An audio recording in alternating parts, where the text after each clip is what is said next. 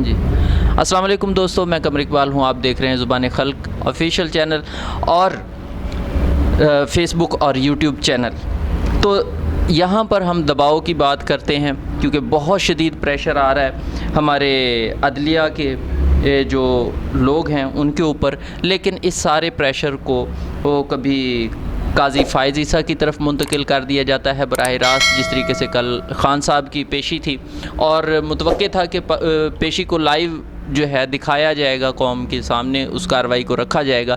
لیکن آخر وہ کون سے پریشر تھے جو قاضی فائز عیسیٰ صاحب کے اوپر تھے، اور انہوں نے پھر اچانک سے یہ اعلان کیا کہ اس کارروائی کو کبھی قطعی طور پر جو ہے آن لائن نہیں کیا جائے گا، اس کو لائیو سٹریم نہیں کروایا جائے گا، میڈیا تک اس کی رسائی نہیں دی جائے گی. ایون کہ تصویر سے بھی ڈرے ہوئے تھے. لیکن خیر وہ جس طریقے سے بھی تصویر لیک ہوئی کل، تو وہ لیک اس انداز سے ہوئی ہے کہ وہ پورے سوشل میڈیا پہ کل بھی اور آج بھی ایک ٹاپ ٹرینڈ بنی رہی ہے.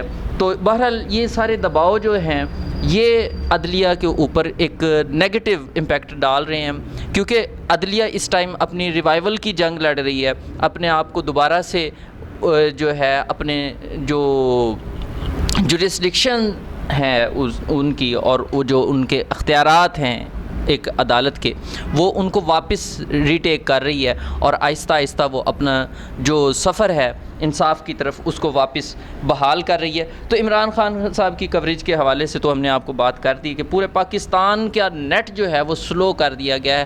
نیٹ سلو کر دینے سے، ٹویٹر بند کر دینے سے، سوشل میڈیا کے جو ایکٹیویٹیز ہے اس کو محدود کر دینے سے، ٹک ٹاک پہ بھی اب آپ کو پتہ ہے کہ یہ سارا سین چل رہا ہے، اس کے اوپر ذرا سی بھی آپ کوئی خبر ڈالیں ان کے خلاف، جو مطلب پیچھے بیٹھے ہوئے ہیں امریش پوری، تو امریش پوریوں کے خلاف جو ہی آپ کوئی خبر لگاتے ہیں وہ فوری طور پر ٹک ٹاک اس کو آگے نہیں پوسٹ کرتی بلکہ اس کو پرائیویٹ کر دیتی ہے خود بخود. تو یہ سارے معاملات اب چل رہی ہیں. لوگوں کے اندر فرسٹریشن جو ہے نا وہ شروع ہو چکی ہے. اب وہ فرسٹریشن اس حد تک آ چکی ہوئی ہے کہ لوگ اپنے آپ سے تنگ ہیں. ٹھیک ہے، اب اس پریشر اور دباؤ کا نتیجہ یہ ہے کہ لوگوں کے اندر برداشت کی بہت زیادہ کمی ہو گئی ہے. اب آپ سوچیں کہ لوگوں کے اندر جب برداشت کی کمی ہو گئی ہے تو یہ برداشت کی کمی کس حد تک جائے گی. ابھی تک تو عوامی حلقوں کے اندر ہے، یعنی کہ چھوٹی چھوٹی باتوں پر ہم بہت زیادہ فرسٹریٹ ہو رہے ہیں، ہم آپس میں جھگڑ رہے ہیں، ہم روڈ پہ جھگڑ رہے ہیں، لوگوں کے ساتھ الجھ رہے ہیں. اس کی وجہ کیا ہے؟ بے روزگاری، مہنگائی، پریشانی اور اس طرح کا جو کیوس کریٹ کیا گیا پاکستان کے اندر. جو 9 اپریل کی رات جب عمران خان صاحب کی حکومت کو پلٹا گیا، اس کے بعد سے لے کے آج تک جو عوام کے اندر کیوس اور جو بے یقینی سی کی کیفیت کریٹ کی گئی ہے، اس کی وجہ سے یہ سب کچھ ہو رہا ہے. لوگ پریشان ہیں، کاروبار نہیں ہیں لوگوں کے، اور اس کے اوپر جو انہوں نے اپنے تمام تر توپیں چلائی ہوئی ہیں، بے روزگاری، مہنگائی، لوگ بھوکے مر رہے ہیں. حقیقت بات ہے روزگار نہیں ہے. تو بہرحال اس سارے سوالات کے اندر ایک سوال جنم لیتا تھا سولر سسٹم کا، کہ کوئی اپنی جورسڈکشنز کے اندر رہ کے اپنے وسائل کو استعمال کر کے اگر کوئی سولر سسٹم لگا لیتا تھا کہ چلو کسی سائڈ سے ریلیف بنے، چلو ہمیں بجلی کے مہنگے بلوں سے جان چھوٹ جائے. تو وہاں پر حکومت نے اس کے اوپر بھی ٹیکسز عائد کر دیے ہیں کہ کیوں آپ اپنے وسائل کیوں استعمال کرتے ہیں. جو غلطی ہم کر چکے ہیں وہ آپ کو اس کا خمیازہ بھگتنا ہے. آپ اسے بھاگ نہیں سکتے.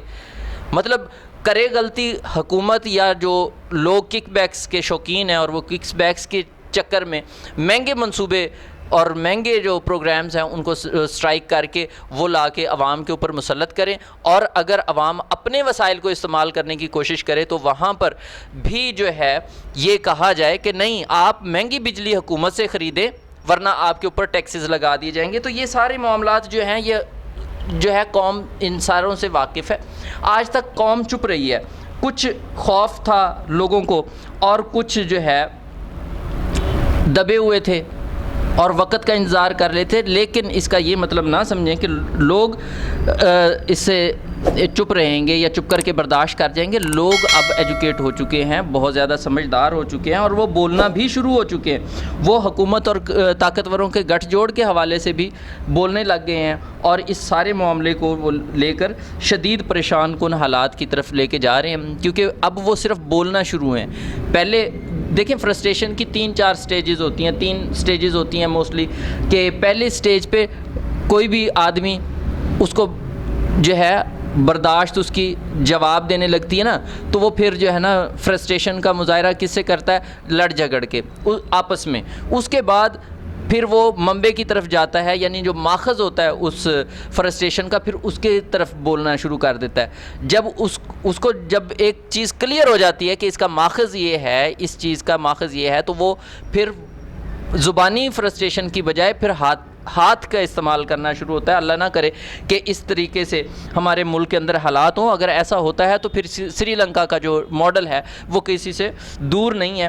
لیکن اللہ خیر کرے کہ یہ معاملات آسانی سے اور احسن طریقے سے ختم ہو جائیں، اور ہمارے حلقے جن کے اندر ہماری حکومتیں اور کچھ امریش پوری گٹھ جوڑ ہیں، وہ امریش پوری فلموں میں آپ نے دیکھا ہوگا امریش پوری کا کردار، تو وہ یہ کردار جو ہوتے ہیں نا، شیڈو کریکٹرز جو ہوتے ہیں، ان کو ہوش آنی چاہیے اور ان کو اب سمجھداری کا مظاہرہ کرنا چاہیے کہ ابھی تک تو وہ عوام آپس میں دست و گریبان ہو رہی ہے، مطلب کہ ان کی فرسٹریشن کی یہ حد ہو گئی ہے، دست و گریبان ہو رہے ہیں اور زبان کھول رہے ہیں.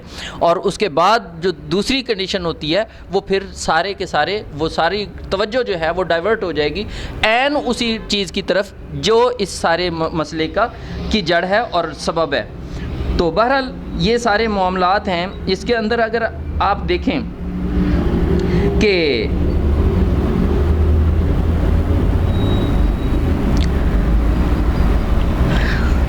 دیکھیں جی، قومیں، میں آپ کو بتاتا ہوں، قومیں اپنی تیاری کرتی ہیں. اب دیکھیں حزب اللہ نے اسکائی ڈیو کے نام سے جو ڈیفنس سسٹم تھا اسرائیل کا، اس کو تباہ کر دیا.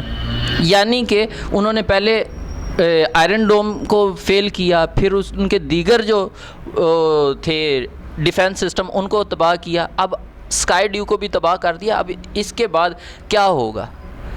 یعنی کہ آپ دیکھ لیں، اس کے بعد جو افغانستان ہے وہ اپنے جو ڈیفنس ٹیکنالوجی ہے لے کے آنے کی کوشش کر رہا ہے اور اس کے اندر بہتر سے بہتر ہو رہا ہے. اور پھر پاکستان کے جو سرحدی علاقوں کے اندر افغانستان اور پاکستان کے درمیان میں جو کلیشز چل رہے ہیں، اور وہاں بھی ایک کیاس کی سی صورت حال ہے، کب کیا ہو جائے یہ کچھ نہیں کہا جا سکتا. بہرحال حزب اللہ نے یہ بہت ہی زبردست قسم کا کام کیا، ٹھیک ہے، لیکن اس سارے میں پاکستان کو بھی یہ سبق لینا چاہیے کہ دیکھیں مودی تو پہلے ہی کہہ رہا ہے کہ مجھے جو ہے نا اب پاکستان کو چوڑیاں پہنانی ہیں اور میں چوڑیاں پہناؤں گا ان کو. تو بہرحال یہ ساری جو سٹیٹمنٹس ہیں یہ کچھ اچھی نہیں ہیں. باقی پاکستان کے حالات پر اللہ رحم کرے. ہم تو دعا ہی کر سکتے ہیں اور یہ دعا بھی کر سکتے ہیں کہ جو پاکستان کی حکومت اور امریش پوری بیٹھے ہوئے ہیں ان سب کو ہوش کے ناخن لینے چاہیے اور ان کو ہوش کرنا چاہیے. اب بہت ہو چکا ہے، قوم بہت برداشت کر چکی ہے یہ معاملات. پہلے تو معیشت کا بیڑا غرق ہو چکا ہے، پہلے معاملات کا سارے کا تو بیڑا غرق ہو چکا ہے. پولیٹیکل بھی آپ لوگوں کے سامنے ہی ہے کہ جو 8 فروری سے اب تک ہو رہا ہے. تو بہرحال تو یہ معاملات کچھ اچھے نہیں ہیں. تو ہمیں چاہیے کہ ہم اپنی عقل اور سمجھ بوجھ سے کام لیتے ہوئے یہ معاملات کو ٹیکل کریں، اور ہمارے حکومتی حلقوں کو اور امریش پوری حلقوں کو دونوں کو چاہیے کہ اس کے اوپر ہوش کے ناخن لیں. ملتے ہیں پھر نیکسٹ ولاگ میں، تب تک کے لیے اجازت دیں. اللہ حافظ.